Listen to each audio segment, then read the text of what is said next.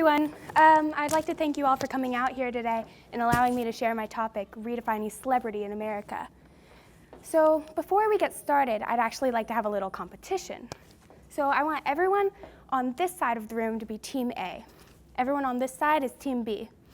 So I'm going to put some pictures of celebrities up on the board, and I want you all to call out the name of the person in the picture, if you know who it is. And if you do not know, just say, I don't know. Oops. So here's the first one. This one's for Team A. Perfect. So that one was pretty unanimous. We all know who that is.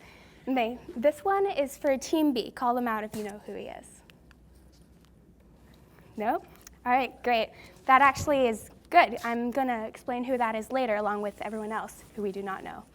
So next one is for Team A. Good. Come on, Team B. What's the next one's for Team B. Oops. Good. All right. So next one's for Team A. Perfect.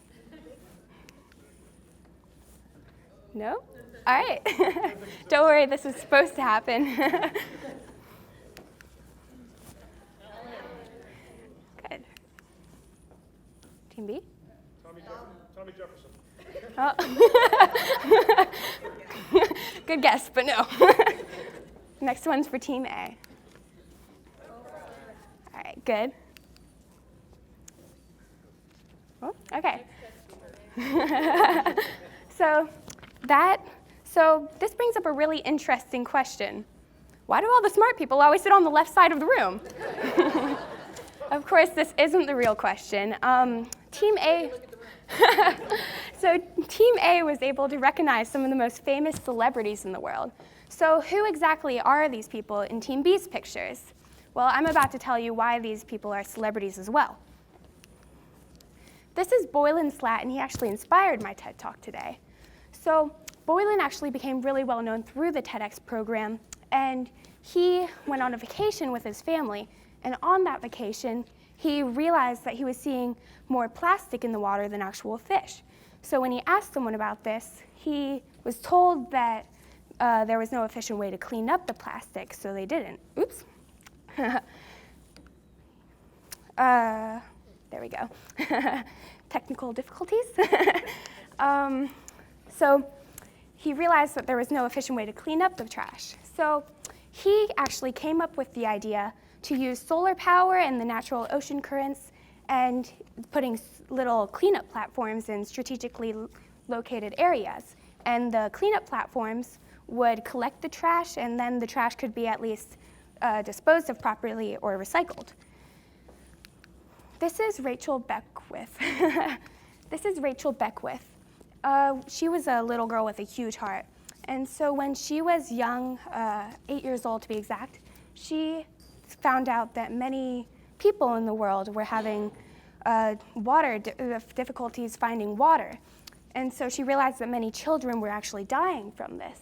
So she actually came up with the idea that instead of getting presents for her 9th birthday, she wanted people to donate to the organization Water instead. So she had her parents set up a webpage, and together they set up a goal of $300. Shortly after this, however, they were involved in a very serious car accident, and in this car accident, she was very severely injured. So her friends and family wanted to support her, so they started donating profusely to the organization. So this organization actually ended up reaching $1.2 million. And so this helped an estimated 30,000 Ethiopians get cleaner water. So sadly, Rachel passed away shortly after, but not before her parents were able to tell her that she had raised so much money for a cause that she loved. This is Patricia Moore. This is also Patricia Moore. Here, there we go. This is also Patricia Moore at the same exact age. So Patricia Moore, at the age of 26, started a social research project, and she wanted to find out how businesses treated the elderly. And her research actually revolutionized the way businesses now treat the older population. So if you ever walk past one of those electronic doors for handicapped people, that was because of Patricia Moore. If you ever see parking spaces dedicated to handicapped people, that was because of Patricia Moore as well. Even smaller things that we don't really think about very often, like utensils made with larger grips for arthritis, that was because of Patricia Moore. So right now, actually, she's very heavily involved with the American with Disabilities Act, and she's helping design equipment and technology for U.S. war veterans with very severe disabilities. This is Alex Tressman. So when Alex was very young, he realized that many homeless children rather in the world, didn't have toys to play with. So he started the organization Brickshare, which collects used Legos and makes them into new toys called BrickBots. So he and his friends in middle school have actually organized the building of thousands of BrickBots for over 30,000 kids in Orange County. And big businesses like Disney Corporation have actually been inspired to help him, and they're supporting him in his project of helping the homeless. Finally, I'd like to introduce you to Kritika Singh. There we go. So this is Kritika Singh. So when she was a junior in high school, and actually some of you might now recognize her as she used to attend Thomas Jefferson High School up in Fairfax. When she was a junior in high school, she started an organization called Malaria Free World, which helps raise awareness about malaria and it encourages scientists to develop ideas to eradicate malaria. And she has attracted speakers with credentials ranging from Harvard to Johns Hopkins and many other leading malaria scientists as well. And they are working right now to bring awareness to malaria and severe health issues. So what exactly does celebrity mean? I think you would agree that these are pretty impressive people. So why exactly aren't they recognized? Why aren't they celebrities? Webster defines the word celebrity as the state of being famous or celebrated. I'd actually like to change that definition to the state of being famous or celebrated for doing something worthwhile. In the United States and perhaps the entire world, people are being recognized for doing things that aren't necessarily, good for the earth. So there's a tendency towards the reality TV attitude where attention is being drawn to people for the wrong reasons. And people are getting attention for doing outrageous, ridiculous, or simply absurd things. So instead, I want you all to think about what an amazing world it would be if we actually recognized the people like the ones I just talked about and talked about the good they are doing for the world. So celebrities that get it. I wanted also to bring up the point, the goal of this talk is not to bash celebrities. I actually intentionally chose the celebrities in our contest due to their social character. So the 5 celebrities I chose, along with countless others, actually get it. While they are obviously beautiful, intelligent, talented, and very gifted in their fields, they obviously get it. So they recognize they can do so much more for the environment than make movies, sing songs, or host television shows. They use their celebrity status to make a difference in the world. So if you take the time to look at some of the causes these celebrities support, it is actually awe-inspiring. They support groups that promote the health of nations, the rights of children, and the protection of our planet. So the truth is, we should know more about these celebrities for their social involvement than for the movies they star in or their Hollywood resumes. These are people who are wealthy enough that they could hang out on yachts, sit by pools, or party all night and day with no regard for others. Instead, they are smart enough to have captured the essence of what being human is all about, giving back, supporting others, and trying to make the world a better place in general. They are not only talented, but they have a morality that tells them that there's a higher point in life than their celebrity status. They are giving back to the world and their community, and they are using their celebrity status to touch people in a way that will be remembered far longer than any movie or song. So TEDx, talks were made to make positive changes in the world. So how exactly can we convince the public that people like Boylan, Alex, Rachel, Patricia, and Kritika are far more interesting than the reality TV stars we seem to be honoring? How can we show them that acts of kindness are far more interesting than the reality TV antics we seem to be promoting? Well, as they say, think globally, act locally. So some of you may recognize the Flint Hill entrance. So I think that we should have service banners promoting we should have service banners promoting volunteerism.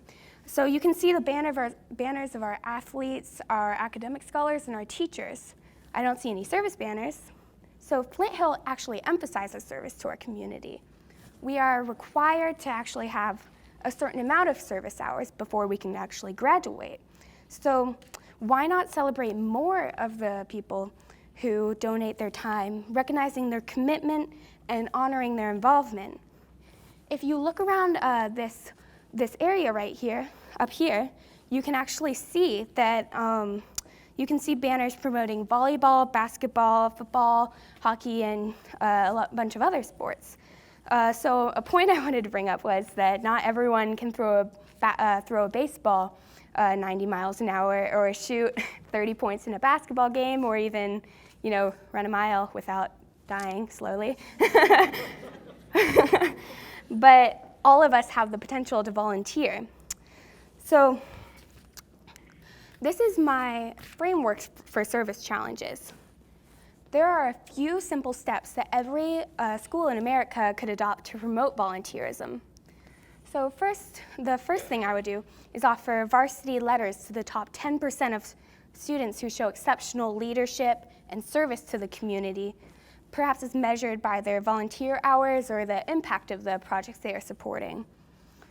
And most schools actually already have an athletic conference already in place. So what if student councils challenged the other schools within their conference and created service conference championships between schools? This could be judged by a panel of students or faculty, and it could be as prestigious or even more so than the trophies we seem to be competing for. So this could be judged on the amount of students who participate, or the total number of hours of volunteerism, or the impact of the benefit to the community. And this challenge could also be extended to anyone with any school association, including teachers, bus drivers, or anyone else who wants to participate. So in the Washingtonian magazine last year, some of the schools in the Northern Virginia area were rated for what they were best known for. And I was super proud to see that Flint Hill actually was the top athletic school in the area. So, round of applause. Thank you. No. So wouldn't it be great also if we celebrated service as well, if we were the top service school in the area? So I say Flint Hill lays down the challenge to these other schools, and I would encourage Flint Hill to start a championship for service. I would love to see a MAC championship banner in the Flint Hill gym hanging proudly beside all of our football and hockey and volleyball banners. So people want to be inspired. People inherently want to hear about heroes, and people want to serve others. So I believe that if we change the definition of celebrity, the rest of the world will eventually catch on. So I just wanted to leave you with one final thought. Both good and bad actions have ripple effects. So I believe that if we promote good actions in the world, the trend will spread. I'd like to thank you all for listening today. Thank you.